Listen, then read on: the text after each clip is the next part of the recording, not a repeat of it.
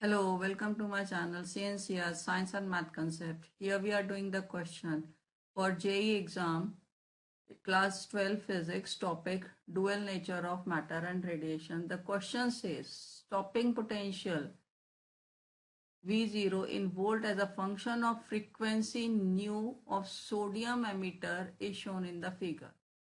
The work function of sodium from the data plotted in the figure will be.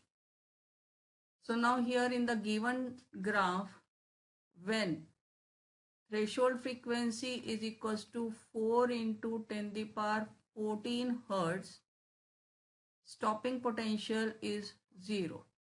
Therefore, work function is equals to h nu 0, which is equals to 6.63 into 10 the power minus 34 into 4 into 10 the power 14 joule. But answers are given in terms of electron volt. So this work function will be equals to 6.63 into 10 the power minus 34 into 4 into 10 the power 14 divide by, now to convert it into electron volt, we will divide it by 1.6 into 10 the power minus 19. So on solving this will come out to be 1.66 electron volt.